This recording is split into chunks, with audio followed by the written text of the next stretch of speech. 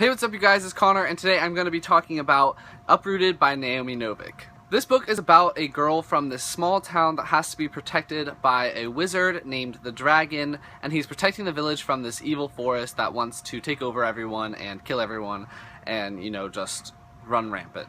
As a price for protecting the town and the towns around it, he demands that the town give him a 17-year-old girl to serve him for 10 years, and he gets to pick which girl that is given to him. The main character's name is Agnieszka, and she is chosen by the wizard, so she is sentenced to serve him for 10 years. This is an upper fantasy young adult novel because there are some scenes that I don't think are appropriate for younger readers. I'm going to keep this video spoiler free, so you don't have to worry if you have not read this book yet. I'm not going to go into any details about the things that I'm talking about. So as usual, I'm going to go through my pros, cons, and then give you my rating. Pros. This is a Beauty and the Beast retelling, and I thought that it was done really well. I thought that the elements that they included of the Beauty and the Beast story were done really well. I was worried at the beginning that it was going to be like a pretty much one-for-one translation from the old story to this story, but the author actually made it her own and changed some things, and I really thought that was really interesting, and I was glad that the author did that.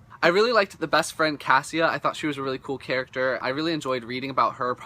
She was probably my favorite, but I did also like the main character Agnieszka. She was pretty funny, she was pretty quirky, so yeah, I really liked the main character and her friend Cassia. I thought the writing in this book was really good. The prose is very solid. You're not going to have a hard time reading this book at all. It's easy to just fly through the pages and, you know, understand everything. You're not going to get confused. It just works really well with the story that Naomi is telling. The last thing that I enjoyed about this novel was kind of where it ended up. I liked the twists that it took and where the story went. Yeah, I was a big fan of that. Now on to the cons. I absolutely hated the main male character of this story, the Beast character, aka the Dragon. He pissed me off so much.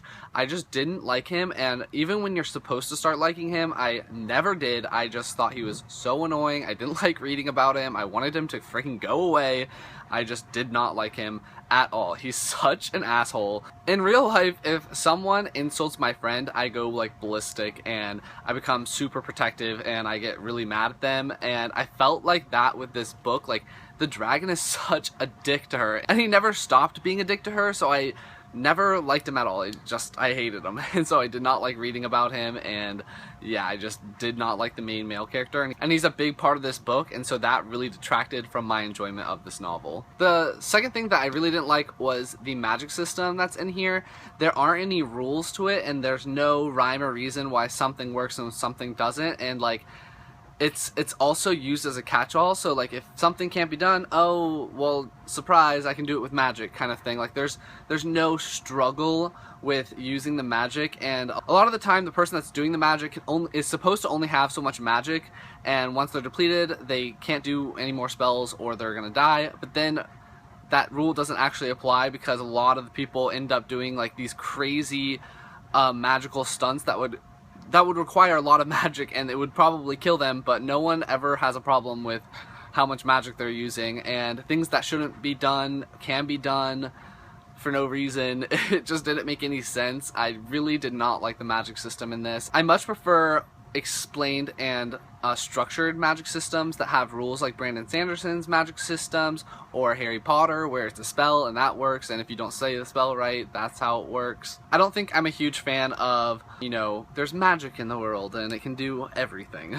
There's also some plot holes and such that I really noticed like straight away, but I think that was because I was just so angry at the Dragon and the magic system that I just started picking out a lot of the stuff, and so once I got into that mindset, I just started tearing apart all of these little plot holes here and there, and I was just like, I see it, like that's bad. I think my first impression of the book really affected how I read the rest of the novel, and it really affected my enjoyment of the novel as I went along, because I think if it had a better first impression, I would have liked it a lot better and maybe been more forgiving for all the little tiny little plot holes that are throughout it. So I ended up giving this book a 3.5 stars out of 5 stars. I liked it, but I don't think I would ever reread it again.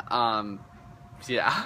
I know that sounded really negative, but I did enjoy the book, and let me know if you guys have read this book, what you thought. I know Sana from Ink Bones Books loves this book because we were talking about it. She finished it the day before I did, so we were on Voxer talking about it.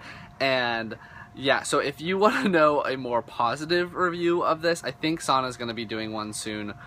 Don't hold her to that, but yeah, that's it. If you like this video, please give it a big thumbs up, and I will talk to you guys next time. Bye!